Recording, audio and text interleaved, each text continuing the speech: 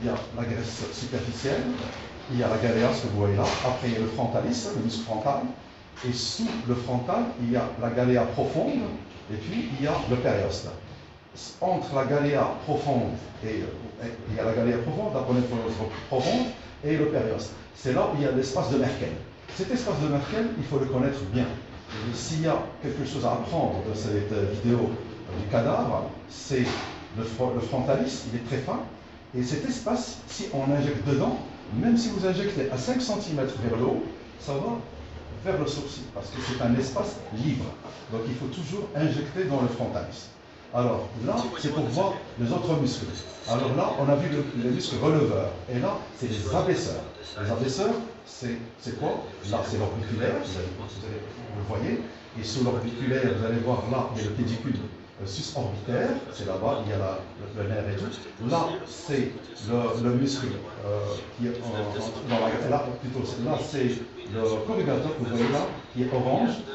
Et l'autre, c'est l'obsorus, voilà, l'obsorus qui est entre les, dans la glabelle. Et là, ce que vous voyez, c'est le nerf, ce que j'ai montré, c'est le nerf susorbitaire.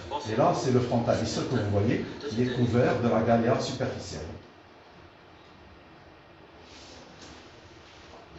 Alors, là, il y a le corrugateur que vous voyez là, qui est en train d'être disséqué. Et puis, il y a, voilà, le corrugateur. Et puis, il y a le processus qui est au milieu. Et là, je vous montre comment on peut aller vers l'insertion osseuse du corrugateur. Le corrugateur, il a deux insertions. Une insertion sur l'os frontal et une insertion sur l'os frontal, sur les os proximaux, une insertion sur la peau, qui est cutanée, qui est vers l'extérieur. Et pour injecter, il faut injecter dedans, là, à la racine du corrugateur. Voilà. Vous voyez? Alors, là, c'est le procellus. Vous voyez le procellus? C'est le muscle le plus fort du visage. Il a une insertion sur les os propres et c'est la continuation du muscle frontal vers le haut. Et ce que vous voyez, regardez, il est très large. Regardez quand on le dissèque et il va vers le frontalis. Voilà. Là, c'est pour montrer les muscles. Alors, le plus important à savoir, c'est que, regardez, le releveur de la paupière supérieure, si vous injectez en perpendiculaire dans l'espace de Merkel, le produit, même à 5 cm, il va descendre comme un ascenseur vers ici, et ça va donner l'orthosis. Le corrugateur, vous avez vu, il s'insère sur le nez, et il va, là, c'est une insertion cutanée. Ça, c'est le procellus, il va du nez, et c'est la continuation du frontalis. D'ailleurs, il y a beaucoup d'auteurs qui disent que c'est la continuation du frontal. Alors, le frontalis, c'est le muscle releveur. C'est le seul muscle releveur de cette région-là. Et tous ces muscles-là, c'est les muscles abaisseurs. Le muscle abaisseur le plus fort, c'est le procellus. D'accord? C'est là où on injecte le maximum de toxines. Et le deuxième, c'est le corrugateur. Et après, il y a l'orbiculaire. L'orbiculaire, il faut injecter dedans. Et il y a un muscle qu'on ne voit pas très bien, ce qu'on appelle le dépresseur supercilii, il est sous le procellus. C'est celui qui donne le regard méchant. Il est là. Et puis, ce qui est important, DAO aussi, on l'injecte pour ne pas avoir la commission labiale qui tend vers le bas. Autre chose, l'orbiculaire, il faut l'injecter bien sûr. Il ne faut jamais s'amuser à aller vers les rides qui sont basses. Pourquoi? Si vous injectez bas, vous allez sur le zygomatique et vous allez avoir une paralysie. C'est pour ça qu'il ne faut pas tomber, quand on vous presse, le patient sourit, vous dit oui docteur, j'ai des rides là. Non.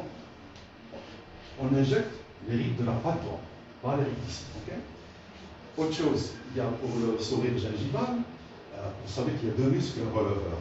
Il y a ce muscle-là, qui est nasal, qui va vers le nez et vers l'orbiculaire, mais ce n'est pas celui-là qu'il faut injecter. Il y a beaucoup de gens qui injectent à ras de l'aile narinaire. Non, il faut aller plus loin vers celui-là.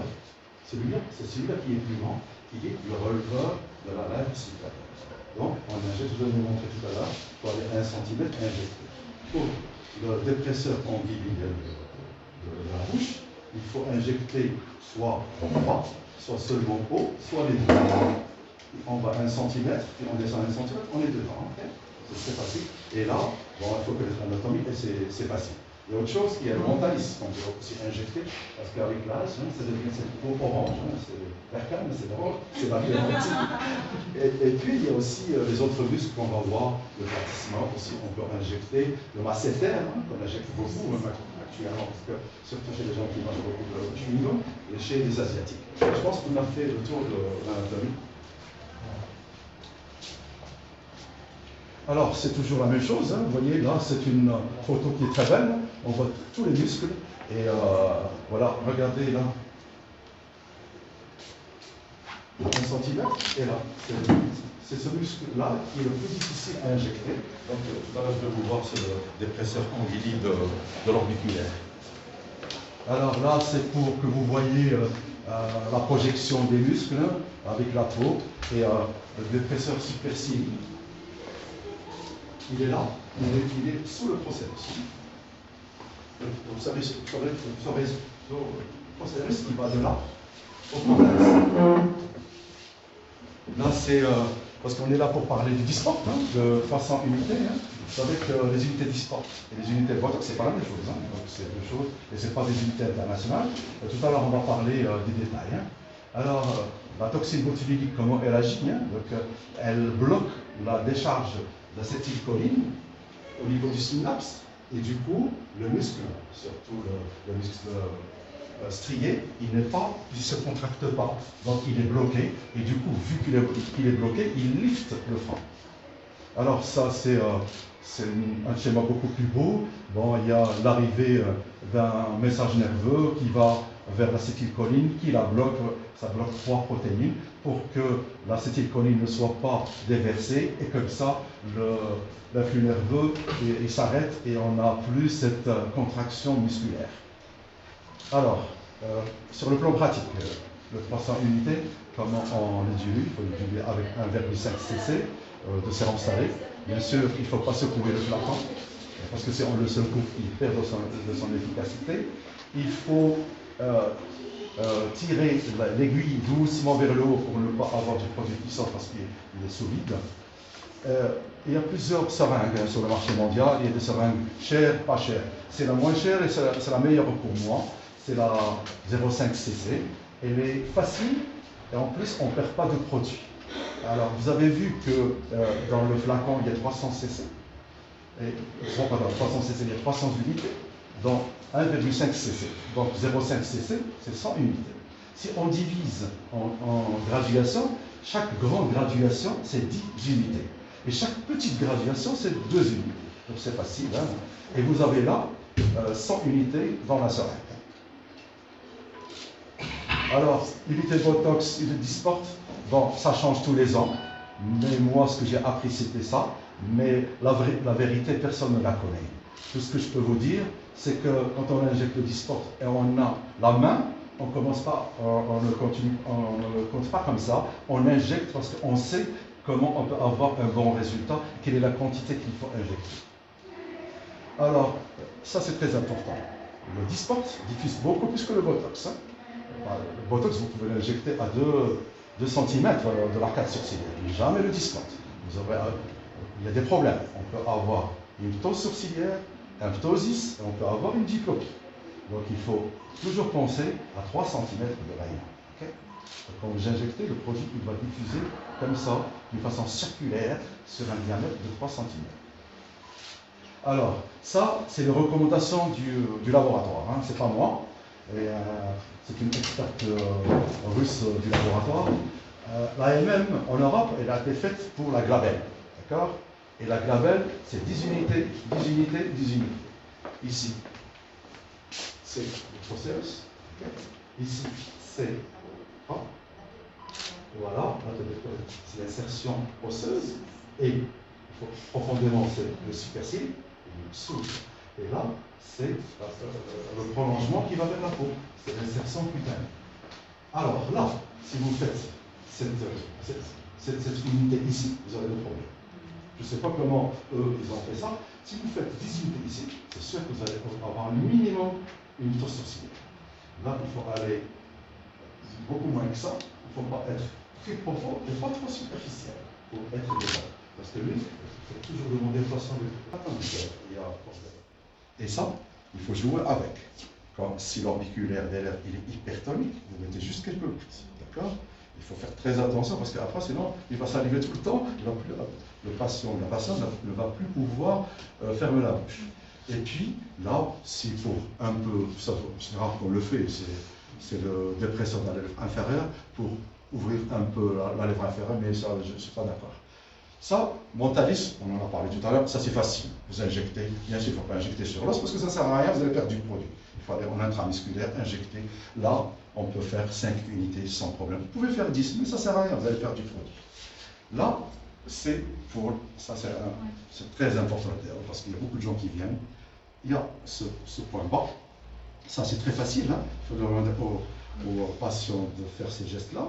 Et bien sûr, il faut connaître l'anatomie, vous allez le voir, vous allez l'imaginer, et vous allez injecter dedans. Okay?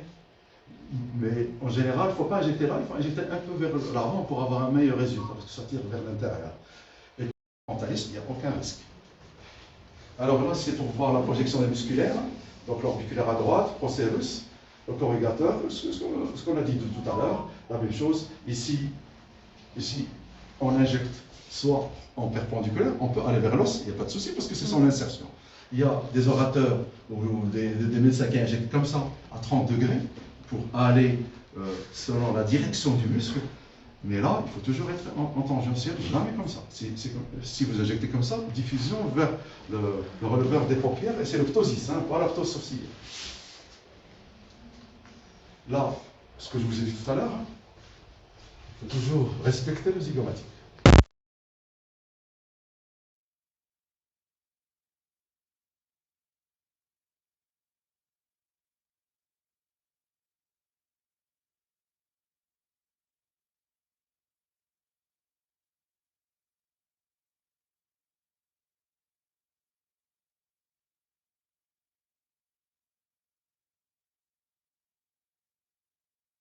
Il n'y avait pas de résultat. Vous venez chez moi, docteur, j'ai toujours une mobilité du dos. Je suis toujours. Je me suis dit un jour, pourquoi ne pas essayer d'aller un peu profondément? Parce que logiquement, il faut aller là où il y a la glande. Je suis parti. Hein, j'ai pris des risques. Mais c'est comme ça qu'on évolue. C'est comme ça que les gens évoluent. Les gens qui trouvent des techniques. Et du coup, j'ai jamais eu de problème. La dernière fois, il y a un médecin, un interne ici, il est venu chez moi. Bien sûr, c'est un médecin, surtout interne, hein. Bon, bref. Il m'a dit, est-ce que après j'aurai des problèmes pour soulever? J'ai dit, d'après mon expérience, je n'en ai jamais eu. Et sincèrement, ça a bien marché. Et après, il y a sa sœur qui est venue, qui est pharmacien. Il faut oser. Bien sûr, on nous injecter. Regarde, il ne faut pas être perpendiculaire. Il ne faut pas pousser. Parce que si vous poussez, vous allez vous retrouver dans le muscle. Donc il faut aller légèrement à 30 degrés, mais en allant vers le sous-cutané, vers la graisse, vous allez la sentir. Alors les mains aussi, hein. Les mains, il n'y a rien, bien sûr. Aussi, il ne faut pas regarder. C'est plus qu'une papule, hein. Je vais en sous-cutané. Ça fait mal, hein. Je n'ai pas trouvé. J'ai une meilleure vidéo, parce que ça, je viens de la mettre. Avec une technique, je fais toute la main en quelques minutes. Et plus c'est rapide, moins on a mal. Là, je vais un peu doucement. C'est douloureux, hein. Mais rapide, il n'y a pas de douleur. Je vais vous montrer des pieds, la plante des pieds. Là, c'est une pharmacienne à Rabat. Je l'ai fait, regardez, rapide, regardez. On en fait, mais ça ne marche pas. Local, non, même là, parce que local, si vous faites le local, il ne va pas marcher. Parce que vous allez lui donner une maladie.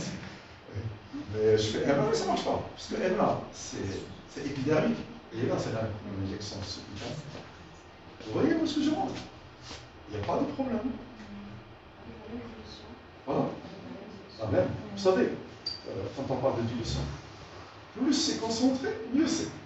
À l'âge. Parce qu'il y a beaucoup de gens, les gens qui commencent en autopsie, en soins, c'est italien, c'était lors des zones que nous avons fait.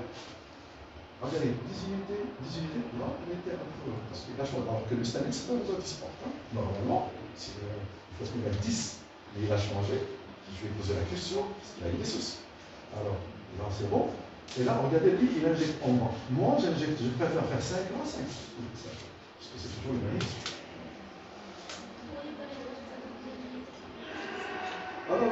moi je fais entre 2 et 5. Ça marche pas. Alors là, regardez tout à l'heure, je vous ai dit le muscle glabellaire, quand ils sont hypertoniques, il faut jouer avec. Celui-là, si vous lui faites la technique normale, il ne va pas être lissé. Et vous avez des soucis. Et il ne faut pas injecter beaucoup de produits en un point. Sinon, vous allez avoir un effet beaucoup plus moche que ça. Hein. Et là, si vous avez vu quelque chose, il a un regard qui est méchant, si on peut le dire. Hein. Parce qu'il a le supercilié qui est très très tonique. Il faut aller l'injecter comme ça, à l'angle de l'autre, sur l'os. Ça, c'est Benjamin Asher. Regardez Benjamin Asher, il a eu beaucoup de soucis. C'est avec lui que j'ai appris la première fois. Pas chez lui, non, on a été ensemble à l'école, hein, de la toxicosmie. Et on injectait ici 10 au début. Regardez maintenant qu'est-ce qu'il injecte. Vous connaissez Benjamin Asher, il est très connu. Hein. L'Ardis, que je vous ai dit tout à l'heure, ici pas de souci. Parce que là, il n'y a rien. Même si ça diffuse, où est-ce que ça doit diffuser vers le nez? Il n'y a pas de souci. Par contre, là, regardez, même là, il fait 4 minutes. Regardez, il met là 4 minutes. Moi, je mets entre 2 et 5 en fonction de la tonicité du muscle. Il faut savoir que l'orbiculaire, parce que là, c'est l'orbiculaire qu'on injecte, il est collé à la couronne. Il ne faut pas aller profondément. Il est collé à la couronne. Il n'y a pas vraiment de graisse. Et l'effet clinique part plutôt ici que ici et ici. Là, il reste le plus longtemps. Si vous injectez autant, hein, d'accord. Après, c'est ça, mais ça part rapidement. Et c'est pour ça que les gens, ouais, docteur, ici, c'est parti. Parce que le muscle est fin. Ce n'est pas le problème de la toxine, mais de l'épaisseur musculaire, de l'auriculaire. Alors, les complications, voilà, vous les connaissez. Il n'y a rien à faire hein, quand vous avez une complication. Il faut s'asseoir et prier le bon Dieu que ça passe. Ça passera, hein, d'accord. Vous savez que la diplopie, il y a 2% hein, dans la littérature. Le ptosis, je pense qu'il y a 4 à 5%. Le ptose sourcilière, il y en a beaucoup. Vous savez, quand quelqu'un vous dit, ouais, après le botox, j'ai un regard méchant. Eh bien, il y a ça, parce que vous avez injecté vers l'extérieur. Et on a l'impression que c'est comme ça. Et puis, il y a, je n'ai pas mis ici, je ne sais pas, parce que ça fait longtemps que j'ai oublié cette complication parce que j'arrive à la gérer. Le méphisto. Vous savez ce que c'est le méphisto? Alors, ça comme ça. Okay. Il y en a beaucoup. Il y en a beaucoup, moi je les vois tout le temps. Les fibres du frontalis qui n'ont pas été traitées latéralement, alors quand on relâche, c'est un peu ça. Mais c'est parce que c'est pas de votre faute. Souvent, c'est pas la faute au médecin. C'est le patient qui n'a pas réagi à la toxicité. C'est-à-dire le poids n'a pas pris. Parce que d'ailleurs, depuis que moi j'ai commencé, que j'ai appris il y a longtemps, on disait qu'il y a des retouches. Et pourquoi il y a des retouches? Ce n'est pas parce que le médecin a raté son injection, non. Parce que le patient n'a pas été réceptif. Donc du coup, moi qu'est-ce que je fais? Je fais 2 points vers l'extérieur. Si un point ne marche pas, l'autre il va marcher. Systématique. C'est plus cher, mais ils ne vont pas venir faire des retouches tout le temps. Et en plus, vous savez, hein, quand quelqu'un a un méphisto, le patient marocain devient méchant. Hein.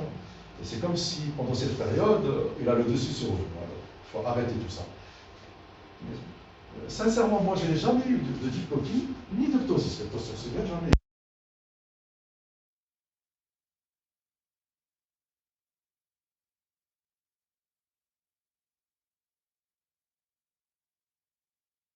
Parce que je sais que le produit, il est là où je l'ai mis. Donc, le frontalis, j'étais parti, il y a on peut les injecter. Il y a 3 techniques. Il y a une technique, on trace une ligne qui passe par la pupille, en regardant en face, et on fait un point ici, à 1 mm du rebord libre. Il y a la deuxième technique, on fait un, celui-là, et on fait un à 1 cm du canthus externe vers le bas. Il y a la troisième technique, on fait 3 points. On fait ces 2 points et on fait un point entre les deux. Mais là, il faut aller en tangentiel et léger, juste une goutte. Sinon, si vous mettez beaucoup, qu'est-ce que vous allez avoir? Vous avez un ectropion. L'œil qui va être ouvert vers le bas. Des poches. Ouais. Non, les poches, ça ne donne pas des poches. Ce qui donne des poches, c'est l'injection basse et ça donne un œdème malaire. Et que, je vous ai expliqué tout à l'heure que parmi les effets du Botox, ça bouche les voies lymphatiques. Et quand vous allez vers le malaire, les vaisseaux lymphatiques sont bouchés et du coup, c'est pas fluide. Et ça fait des bosses. D'ailleurs, il y a des patients qui vous disent, ouais, docteur, depuis que je fais le Botox, quand je souris, j'ai la pommette qui est enflée.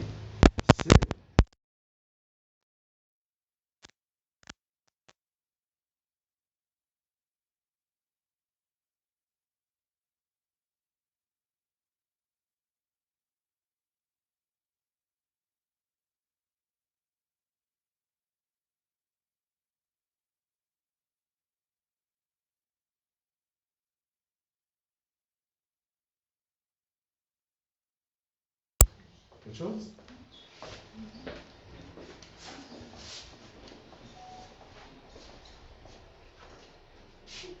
Si je dis, tu as une question? Non, je rejoins ce que tu disais sur l'injection tangentielle.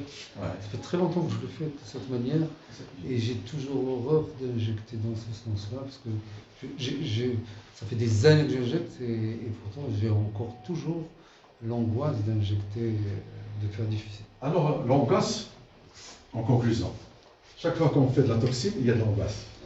Parce que c'est un produit qu'on ne maîtrise pas à 100%. Mais cela dit, moi je trouve que la toxine botulique, c'est gentil, parce que quand même, c'est transitoire. Vous avez un ptosis, là, ça dure 2 mois. C'est tout. Par contre, si vous avez un problème avec les filaires, ça vous aurez beaucoup de soucis. Moi j'ai vu des cécités par injection par l'artère ophtalmique, des nécroses, voilà. Hein. D'ailleurs, moi chaque fois qu'il y a un problème, les médecins m'appellent pour avoir mon avis. Il y en a beaucoup. Et de plus en plus. Pourquoi? Parce qu'il y a des produits de plus en plus réticulés. On cherche le volume, et plus c'est volumineux, et plus ça bouche. Et ça, des fois, ça migre. Vous savez.